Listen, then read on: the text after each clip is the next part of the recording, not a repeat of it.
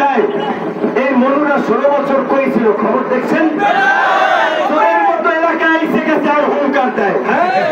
তো এই জন্য বলি অন্তত এই গলা চিপা 10 মিনায় এমন কোন কুতুব তৈরি হয় নাই এপি নূরের সমাবেশ করতে দিবে না। আগমনে কোন নেগেটিভ কথাবার্তা, কোন নেগেটিভ বিষয়ে আলোচনা করা আমার মোটেই আগ্রহ কিংবা সিদ্ধান্তের জায়গা থেকে ছিল না। কিন্তু দুঃখজনক হলেও সত্য, যেটি সত্য সেটি তো বলতেই হবে।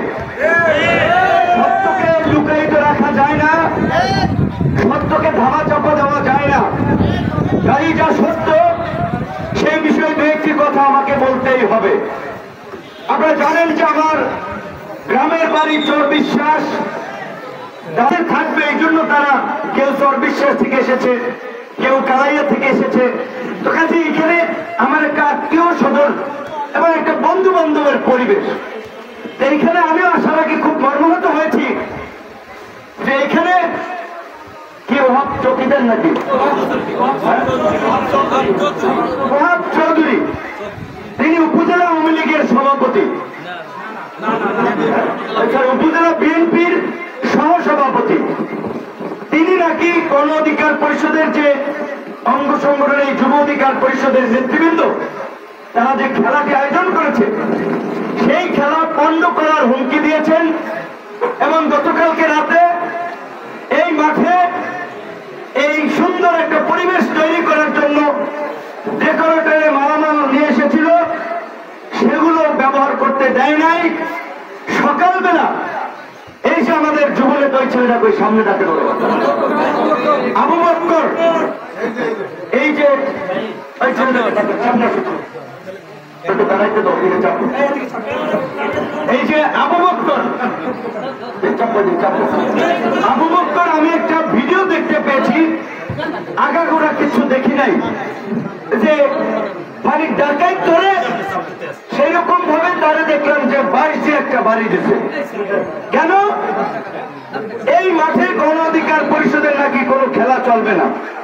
এমনকি শোনেন, আসলে আমরা জাতীয় রাজনীতি করি, কাজে সব বিষয় নিয়ে কথা বলতে রুচিতে বাদে, কারণ আমাদের কথা দেশ থেকে দেশের বাইরে সমস্ত বাংলাদেশের বাংলা ভাষাভাষী মানুষ শুনে তাকিয়ে থাকে। তারা চায় আগামীতে আমরা দেশের নেতৃত্ব দেই, দেশকে একটা নতুন দিকে এগিয়ে নেই, নতুন রাজনীতি প্রতিষ্ঠা করি, যেখানে হানাহানি, মারামারি, হিংসা, বিদ্বেষ থাকবে না। এবং আপনারা দেখেছেন আমরা কোন রাজনৈতিক দলে যোগ দেই নাই। আপনাদের এলাকার ছেলে বয়স কম হইতে পারে, সবেমাত্র ছাত্র নেতৃত্ব থেকে অল্প কয়েকদিন 7-8 বছর হতে পারে জাতীয় রাজনীতি করেছি, কিন্তু কোন দলে যোগ দেই নাই, দল গড়ে তুলেছি।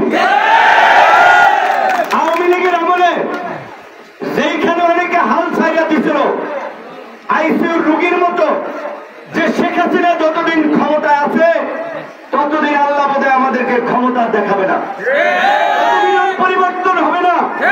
কিন্তু আমরা হুঙ্কার দিয়ে বলেছি ফ্যাসিবাদের সাথে আপোষ করব না, ফ্যাসিবাদের পতনে জীবন দিতে হলে জীবন দেব, আমি তো লড়াই চালিয়ে যাব।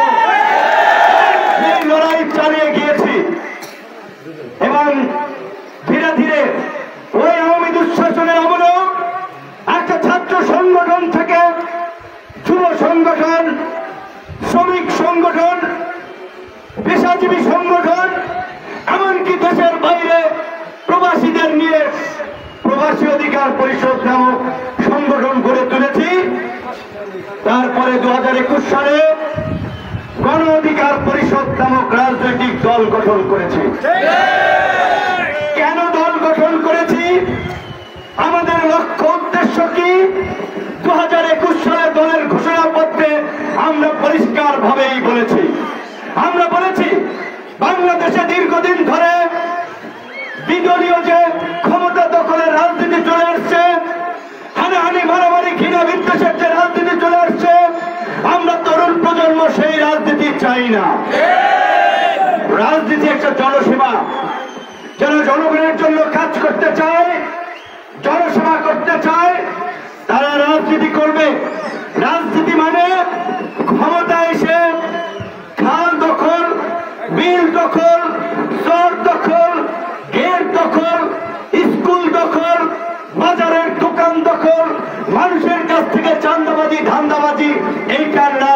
রাজনীতি না।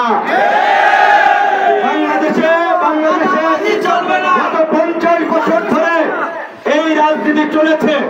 আমরা তরুণ প্রজন্ম এই রাজনীতি থেকে দেশকে বের করে নিয়ে আসতে চাই। আমরা গণ অধিকার পরিষদ নতুন ধারার রাজনীতি প্রতিষ্ঠিত করতে চাই।